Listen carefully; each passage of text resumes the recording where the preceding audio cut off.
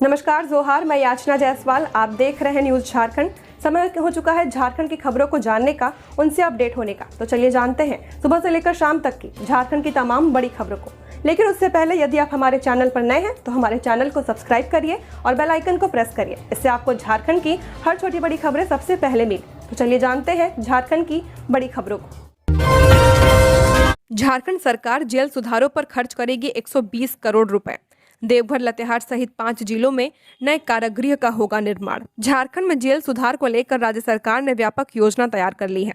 आगामी वित्तीय वर्ष में इस दिशा में कई महत्वपूर्ण कदम उठाए जाएंगे, जिनमें नई जेलों का निर्माण, मौजूदा जेलों की मरम्मत और सुरक्षा व स्वास्थ्य सुविधाओं का आधुनिकीकरण शामिल है। सरकार ने इसके लिए योजना मद में करीब 120 करोड़ रुपए खर्च करने का लक्ष्य रखा है। राज्य सरकार देवघर, लातेहार, गोड्डा, पाकुड़ और चतरा में नई जेलों के निर्माण हेतु इस साल भूमि अधिग्रहण की प्रक्रिया शुरू करेगी। उद्देश्य यह है कि जल्द से जल्द निर्माण कार्य प्रारंभ कर बढ़ती कैदी संख्या के दबाव को कम किया जा सके। वर्तमान में कई जेलें अपनी निर्धारित क्षमता से ज्यादा बंदियों को रखने के कारण भीड़ भाड़ की समस्या से जूझ रही हैं। इसे देखते हुए अतिरिक्त वार्डों के निर्माण और आधारभूत सुविधाओं के विस्तार की योजना बनाई गई है। कोडरमा में 500 बोरा दाल उठा ले गए ग्रामीण। घाटी में 2 ट्रकों की टक्कर के बाद सड़क पर बिखरी थी बोरियां। पुलिस कर रही तलाश। कोडरमा घाटी में रांची पटना मुख्य मार्ग पर बुधवार सुबह भीषण सड़क हादसा हुआ। एक खाली ट्रक और दूसरा दाल लदा ट्रक की आमने सामने टक्कर हो गई। घटना कोडरमा थाना क्षेत्र के मेघातरी काली मंडा के पास की है। टक्कर इतनी जोरदार थी कि दोनों ट्रक सड़क के दोनों किनारों पर पलट गए। हालांकि खाली ट्रक के चालक को हल्की चोट आई है, लेकिन दाल लदे ट्रक के चालक और खलासी घायल हो गए हैं। हादसे के बाद कुछ देर के लिए सड़क पर आवागमन भी प्रभावित रहा। प्राप्त जानकारी के अनुसार एक ट्रक कोलकाता से करीब 1000 बोरा दाल लेकर बिहार की ओर जा रहा था, जबकि दूसरा खाली ट्रक नवादा से कोडरमा की दिशा में आ रहा था। मेघातरी काली मंडा के समीप अचानक दोनों ट्रकों के चालकों का संतुलन बिगड़ गया, जिससे आमने सामने की टक्कर हो गई। इस हादसे में दाल लदे ट्रक के चालक मुकेश कुमार और खलासी राहुल कुमार घायल हो गए हैं। वे छपरा के रहने वाले हैं। वहीं दूसरे ट्रक के चालक को भी हल्की चोटें आई हैं। स्थानीय लोगों की मदद से सभी घायलों को एम्बुलेंस से सदर अस्पताल पहुंचाया गया, जहां उनका इलाज जारी है। हादसे के बाद सड़क पर बड़ी संख्या में दाल के बोरे बिखर गए थे। इसी दौरान मौके पर मौजूद स्थानीय लोगों ने लगभग 500 बोरा दाल लूट ली। घटना की सूचना मिलते ही कोडरमा थाना की पीसीआर पुलिस मौके पर पहुंची और स्थिति को नियंत्रित किया है। जमशेदपुर में 227 किलो का बम हुआ डिफ्यूज। 10 फीट गड्ढे में दबाया गया था जिंदा बम। 1 किलोमीटर दूर से किया ऑपरेशन पूरा। पूर्वी सिंहभूम जिले के भरागोड़ा प्रखंड स्थित पानीपाड़ा नागुटसाई में स्वर्णरेखा नदी तट पर मिले 227 किलो वजनी जिंदा बम को भारतीय सेना ने आज डिफ्यूज कर दिया है। इस काम को आर्मी रांची की 51 इंजीनियर रेजिमेंट की 6 सदस्य की बम निरोधक टीम ने किया है। इस काम को करने वाली टीम का नेतृत्व लेफ्टिनेंट कर्नल धर्मेंद्र सिंह और कैप्टन आयुष कुमार सिंह ने किया है। इसके अतिरिक्त टीम में नायब सूबेदार आनंद स्वरूप सिंह, हवलदार कवलदेव सिंह, हवलदार दलबीर सिंह, नायक CAS नौटियाल, लॉन्स नायक मनोज और सैंपर पंकज शामिल रहे। जिंदा बम के खतरे का अंदाजा लगाते हुए आर्मी की टीम ने मंगलवार को पूरे दिन स्थिति का आकलन किया। इसके बाद टीम ने बम की स्थिति, आसपास के भौगोलिक हालात और नदी के बहाव का बारीकी से अध्ययन किया। जहां बम को डिफ्यूज करना था, वहां जमीन के अंदर करीब 10 फीट गहरा विशेष गड्ढा बनाया गया था, ताकि विस्फोट का असर नीचे ही सीमित रहे। इसके बाद बम को रखकर चारों ओर बालू से भरी बोरियों के मजबूत घेरे से पैक कर दिया गया। यहां से टीम ने 1 किलोमीटर दूर ऑपरेशन सेंटर रखा था। इस दौरान 1 किलोमीटर के दायरे के गांव को खाली करा दिया गया था। इसके बाद ऑपरेशन को अंजाम दिया गया। झारखंड में महीनों तक अनाज न लेने वाले लाभार्थियों पर कार्रवाई। 4 लाख से ज्यादा राशन कार्ड रद्द। राशन कार्ड बनने के बावजूद महीनों तक अनाज का उठाव नहीं करने वाले 4,24,404 राशन कार्ड धारियों के नाम लाभुकों की सूची से काट दिए गए हैं। अभी तक जांच में यह बात सामने आई कि कुल राशन कार्ड धारियों में से 75% तक ऐसे हैं जो महीनों तक राशन लेने नहीं गए हैं। विभागीय अधिकारियों की माने तो इसके पीछे का एक संभावित कारण यही है कि लाभुक रोजगार अथवा रोजी रोटी की तलाश में कहीं दूर चले गए हैं और उनके लिए नियमित तौर पर राशन लेने के लिए पहुंचना संभव नहीं हो पा रहा। पूर्वी सिंहभूम में ऐसे राशन कार्ड धारियों की संख्या 1,47,000 से ज्यादा है और इनका नाम काट दिया गया है। सरायकेला में 32,947 लाभुकों के नाम काटे गए हैं। केंद्र सरकार की रिपोर्ट के अनुसार साइलेंट राशन कार्ड धारियों संख्या झारखंड में 8,02,685 है। ये वैसे लोग हैं जिनके नाम से राशन कार्ड तो जारी है, लेकिन किसी न किसी कारण से ये राशन लेने नहीं पहुंच रहे हैं। ऐसे लोगों में खासकर उन लोगों का नाम काट दिया गया जिनके बारे में विभाग को अभी तक कोई जानकारी नहीं मिली है। ऐसे उपभोक्ताओं की संख्या 4,24,404 है। इस मामले में नाम कटने वाले लाभुकों की संख्या और भी बढ़ सकती है। अभी 1,95,142 राशन कार्डों की जांच पूरी नहीं हुई है। झारखंड में 27 मार्च से 3 दिन फिर झमाझम बारिश। 24 घंटे में 7 डिग्री तक चढ़ा दिन का पारा। अभी आसमान में छाए रहेंगे बादल। रांची समेत पूरे झारखंड में मौसम का मिजाज तेजी से बदल रहा है। बंगाल की खाड़ी से आ रही नमी और सक्रिय साइक्लोनिक सर्कुलेशन के कारण तापमान में लगातार उतार चढ़ाव देखने को मिल रहे हैं। मौसम विज्ञान केंद्र के अनुसार आज से अगले 4 दिनों तक अधिकतम तापमान में 4 से 5 डिग्री सेल्सियस तक की बढ़ोतरी होगी। इसके बाद तापमान में 2 से 3 डिग्री तक गिरावट आने की संभावना है। मौसम में इस बदलाव का असर राज्य के लगभग सभी जिलों में देखने को मिल रहा है। मौसम विभाग ने 27 और 28 मार्च को राज्य के ज्यादातर हिस्सों में मेघ गर्जन, वज्रपात और तेज हवा के साथ बारिश की संभावना जताई है। उत्तर पूर्व इलाके को छोड़कर अन्य क्षेत्रों में इसका असर ज्यादा रहेगा। रांची में भी इन दिनों तेज हवा के साथ बारिश होने के आसार है। 29 मार्च को मौसम शुष्क रहने की संभावना है, लेकिन 30 मार्च को एक बार फिर बादल छाने के साथ गरज चमक के साथ बारिश हो सकती है। इस दौरान कई जिलों के लिए येलो अलर्ट भी जारी किया गया। मंगलवार को दिन भर आसमान में बादल छाए रहे। कई बार बारिश की स्थिति बनी, लेकिन ज्यादातर जगहों पर बारिश नहीं हुई है। इसके बावजूद बादलों के कारण तापमान में बढ़ोतरी दर्ज की गई। कई जिलों में अधिकतम तापमान 7 डिग्री तक बढ़ गया। असम चुनाव में झारखंड के 4 कांग्रेस नेताओं को मिली अहम जिम्मेदारी। कांग्रेस ने असम विधानसभा चुनाव 2026 के लिए अपने स्टार प्रचारकों की लिस्ट जारी कर दी है। पार्टी के महासचिव रणदीप सिंह सुरजेवाला के हस्ताक्षर से जारी लिस्ट में झारखंड के 4 नेताओं को भी महत्वपूर्ण जिम्मेदारी सौंपी गई है। जारी लिस्ट के अनुसार झारखंड प्रदेश कांग्रेस के कार्यकारी अध्यक्ष बंधु तिर्की, सांसद सुखदेव भगत को स्टार प्रचारक बनाया गया है। इसके साथ ही झारखंड सरकार में मंत्री दीपिका पांडे सिंह और शिल्पी नेहा तिर्की को भी असम में पार्टी के पक्ष में प्रचार की जिम्मेदारी सौंपी गई है। झारखंड प्रशिक्षित माध्यमिक आचार्य परीक्षा 2025 की आंसर की जारी। 28 मार्च तक करें आपत्ति दर्ज। झारखंड कर्मचारी चयन आयोग जेएसएससी ने झारखंड प्रशिक्षित माध्यमिक आचार्य संयुक्त प्रतियोगिता परीक्षा 2025 के अभ्यर्थियों के लिए आंसर की जारी कर दी है। अभ्यर्थी आयोग की आधिकारिक वेबसाइट पर जाकर उत्तर कुंजी देख सकते हैं। यदि किसी अभ्यर्थी को उत्तर कुंजी पर आपत्ति है तो वे 28 मार्च की मध्यरात्रि तक ऑनलाइन माध्यम से अपनी आपत्ति दर्ज कर सकते हैं। इसके लिए अभ्यर्थियों को अपनी ईमेल आईडी और पासवर्ड के माध्यम से लॉगिन करना होगा। आयोग ने स्पष्ट किया कि निर्धारित तिथि के बाद प्राप्त आपत्तियों पर कोई विचार नहीं किया जाएगा। साथ ही आपत्तियां केवल ऑनलाइन माध्यम से ही स्वीकार की जाएंगी। चाईबासा में बेटे ने मां की हत्या कर शव जलाया, आरोपी फरार। पश्चिमी सिंहभूम जिले के चाईबासा से एक दिल दहला देने वाली घटना सामने आई है, जहां एक युवक ने अपनी ही मां की हत्या कर दी। वारदात को छिपाने के लिए आरोपी ने शव को आग के हवाले कर दिया और मौके से फरार हो गया। इस घटना से पूरे क्षेत्र में सनसनी फैल गई है। जानकारी के अनुसार मां और बेटे के बीच किसी घरेलू बात को लेकर विवाद हुआ था। देखते ही देखते यह विवाद इतना बढ़ गया कि युवक ने आपा खो दिया और अपनी मां पर हमला कर दिया।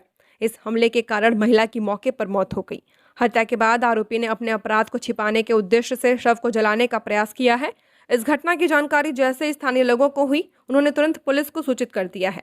सूचना मिलते ही पुलिस टीम घटनास्थल पर पहुंची और जांच शुरू कर दी है। जले हुए शव को कब्जे में लेकर पोस्टमार्टम के लिए भेजा गया। साथ ही पुलिस द्वारा आसपास के लोगों से पूछताछ कर साक्ष्य जुटाए जा रहे हैं। झारखंडी दल बंगाल के जंगल महल में तलाश रहे सियासी जमीन, बदलेंगे समीकरण। झारखंड की क्षेत्रीय राजनीति अब राज्य की सीमाओं से बाहर निकलकर बंगाल में अपनी मौजूदगी दर्ज कराने की दिशा में आगे बढ़ रही है। सत्तारूढ़ झारखंड मुक्ति मोर्चा, आजसू पार्टी और झारखंड लोकतांत्रिक क्रांतिकारी मोर्चा बंगाल के सीमावर्ती इलाकों, खासकर जंगल महल क्षेत्र में अपनी राजनीतिक जमीन तलाशने में जुट चुकी है। इन दलों की रणनीति साफ संकेत देती है कि आने वाले समय में झारखंड की राजनीति का असर पड़ोसी राज्यों में भी देखने को मिल सकता है। बंगाल का जंगल महल क्षेत्र, जिसमें पुरुलिया, बांकुड़ा और पश्चिम मेदिनीपुर जैसे जिले शामिल हैं, झारखंड से भौगोलिक और सामाजिक रूप से काफी जुड़ा हुआ है। एरियर पेंशन बकाया को लेकर रिटायर्ड शिक्षकों ने दिया अल्टीमेटम, अप्रैल में होगा जोरदार आंदोलन।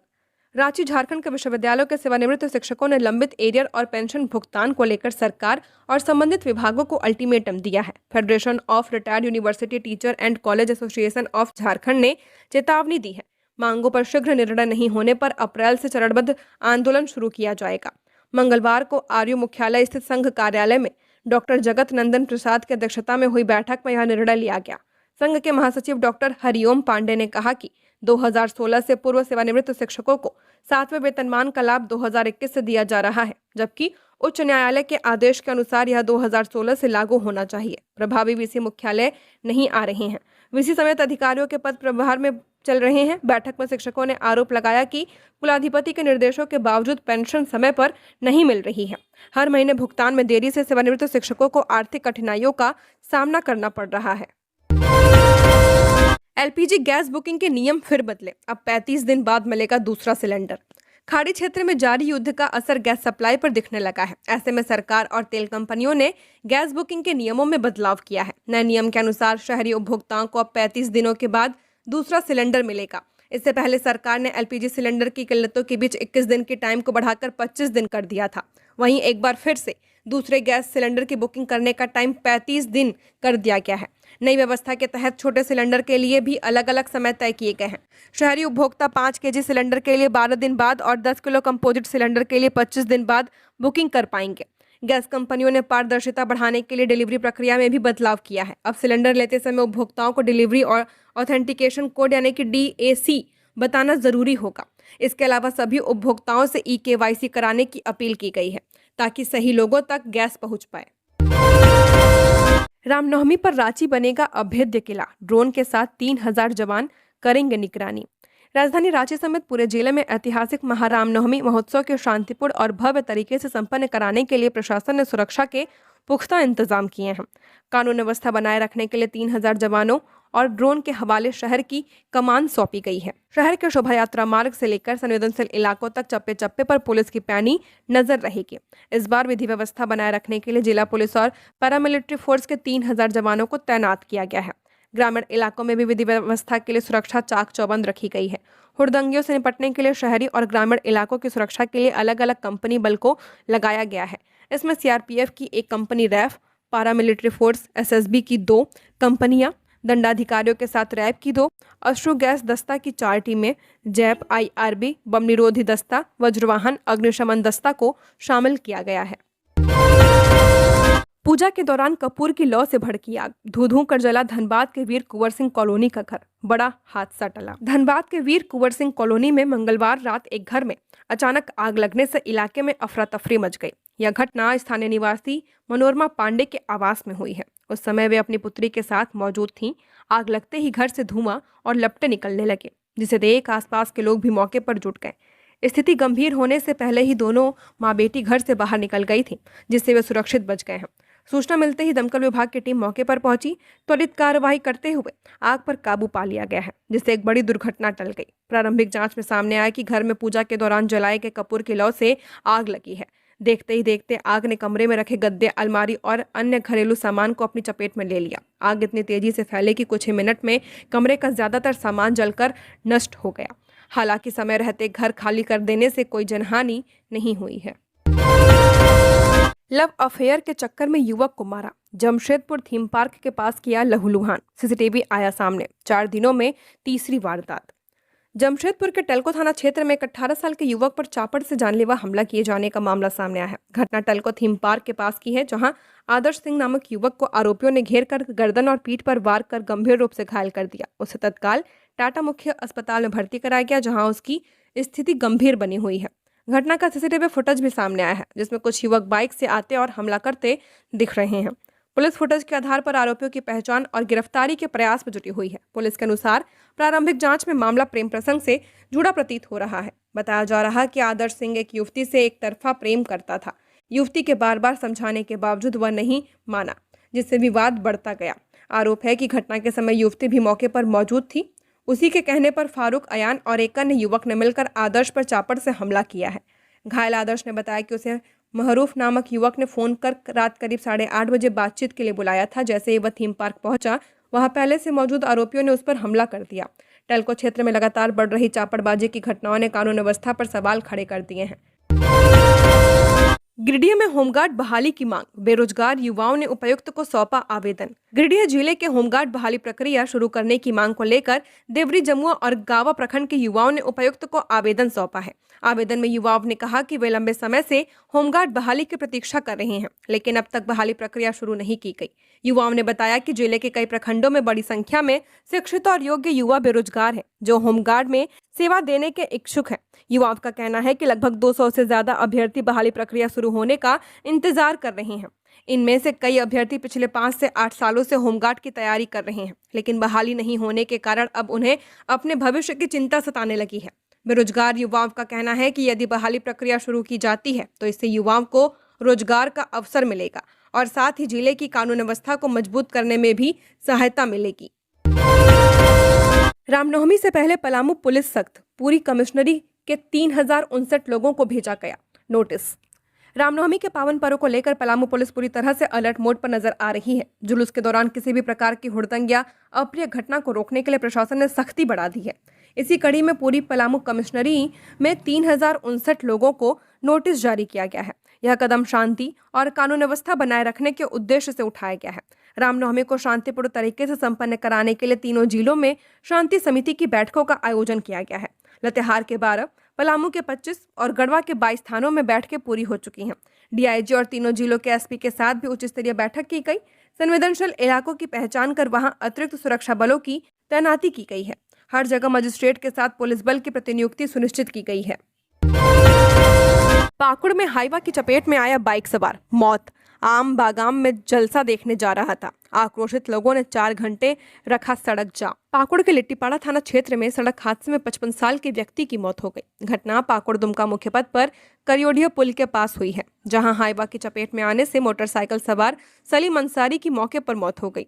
मृतक की पहचान हिरणपुर प्रखंड के दराजमठ निवासी सलीम अंसारी के रूप में की गई है। बताया जा रहा कि वह अपनी मोटरसाइकिल से लिट्टीपाड़ा प्रखंड के बादल चौक के स्थित आम बागान में आयोजित जलसा देखने जा रहे थे। इसी दौरान अमड़ापाड़ा की ओर जा रहे हाईवा के पिछले पहिए से उनकी बाइक टकरा गई, जिससे उनकी घटनास्थल पर मौत हो गई है। हादसे के बाद बड़ी संख्या में स्थानीय लोग मौके पर जुट गए।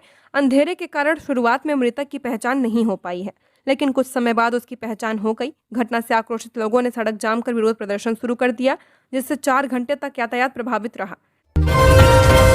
टाटी सिलवे में गेल सीएनजी पंप पर डकैती और मांझी में दुकानदार पर चाकू से हमला। राजधानी रांची में बीती रात अपराधियों ने जमकर उत्पात मचाया है। बीआईटी मिश्रा के 2 पेट्रोल पंप के अलावा टाटी सिलवे थाना क्षेत्र स्थित गेल सीएनजी पंप पर भी डकैती की वारदात को अंजाम दिया है।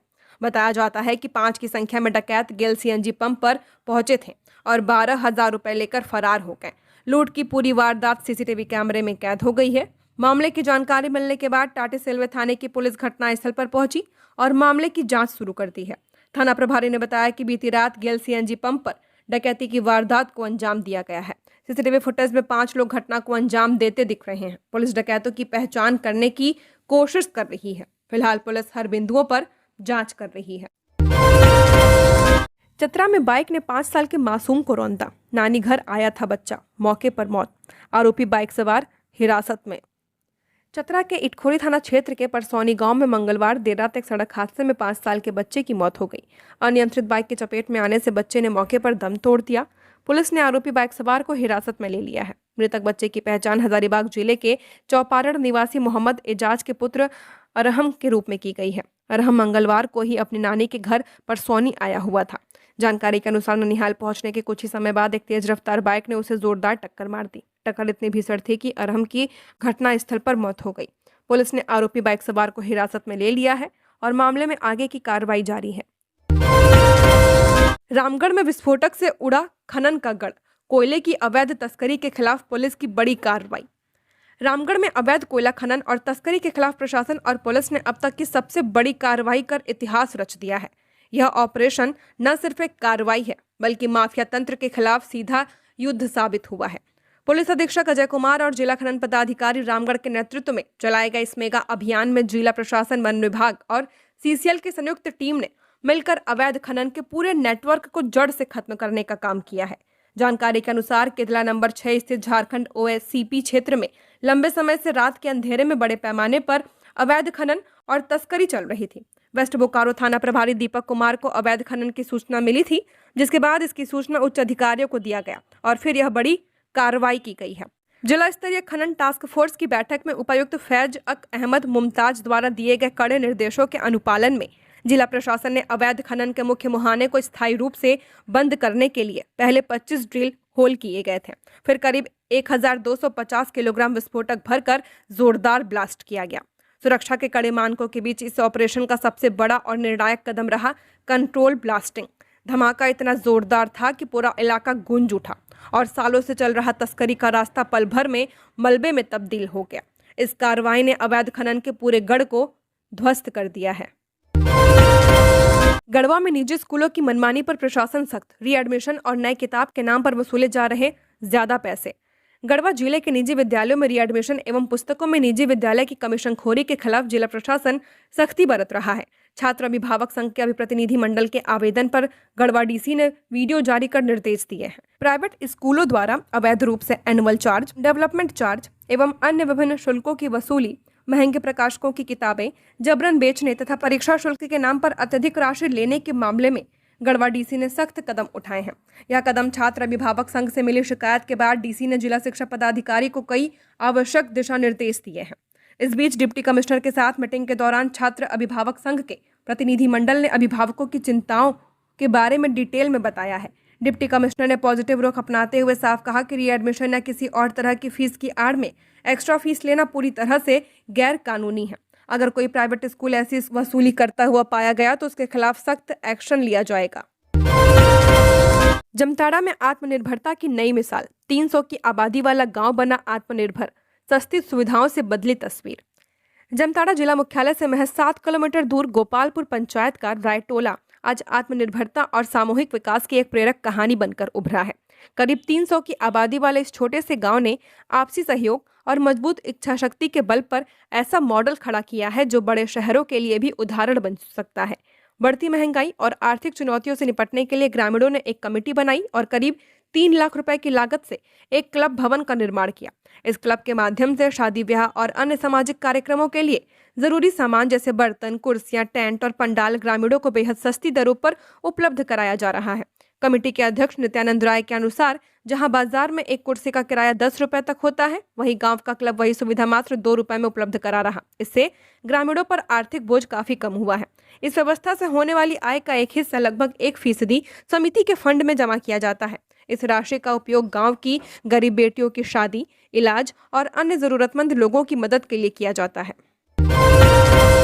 इंडस्ट्रियल एंड इंस्टीट्यूशनल ग्रोथ के लिए ग्रामीण क्षेत्रों में बदलेगा भवन निर्माण का प्लान। ग्रामीण क्षेत्रों में इंडस्ट्रियल एंड इंस्टीट्यूशन ग्रोथ के लिए ग्रामीण विकास विभाग ने बिल्डिंग बायलॉज में संशोधन का फैसला किया है।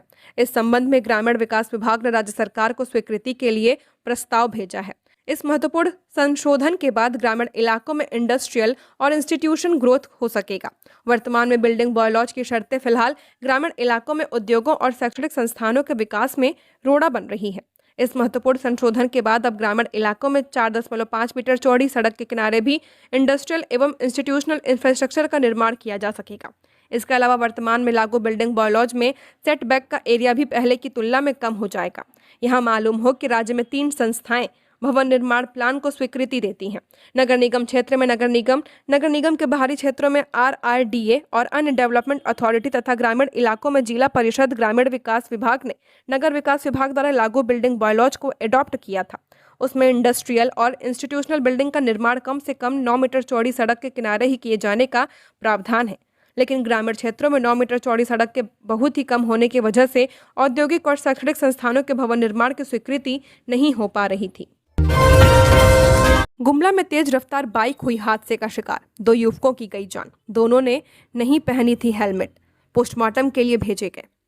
गुमला के रहडिया थाना क्षेत्र अंतर्गत पुराना थाना नरसिंह ढलान के समीप देर रात एक दर्दनाक सड़क हादसे में 2 युवकों की घटनास्थल पर मौत हो गई।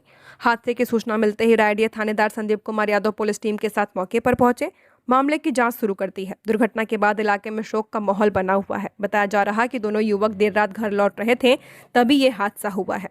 पुलिस ने घटनास्थल का मुआयना कर आवश्यक कार्रवाई शुरू कर दी है। मृतकों की पहचान रायडिया थाना क्षेत्र के शामकोना केमटे निवासी पुरुषोत्तम सिंह और अभिषेक उर्फ अशोक महतो के रूप में की गई है। पूर्व मंत्री आलमगीर और संजीव लाल की जमानत पर 2 अप्रैल को सुनवाई। पूर्व ग्रामीण विकास मंत्री आलमगीर आलम और उनके आप्त सचिव संजीव लाल की जमानत याचिका पर अब 2 अप्रैल को सुनवाई होगी। न्यायालय ने इन दोनों अभियुक्तों की जमानत याचिका पर सुनवाई के लिए यह तिथि निर्धारित की है। इससे पहले 20 मार्च को दोनों की जमानत याचिका पर सुनवाई के दौरान ईडी द्वारा दायर किए गए शपथ पत्र पर जवाब देने के लिए समय मांगने की वजह से न्यायालय ने मामले की सुनवाई के लिए 24 मार्च की तिथि निर्धारित की थी, लेकिन 24 मार्च को ईडी के वकील के दूसरे कोर्ट में व्यस्त रहने की वजह से जमानत याचिका पर सुनवाई नहीं हो पाई। इसके बाद न्यायालय ने मामले की सुनवाई के लिए 2 अप्रैल की तिथि निर्धारित की है। तो ये थी झारखंड की टॉप बड़ी खबरें। ऐसे ही झारखंड की हर खबरों को जानने के लिए हमारे चैनल को सब्सक्राइब करें। धन्यवाद।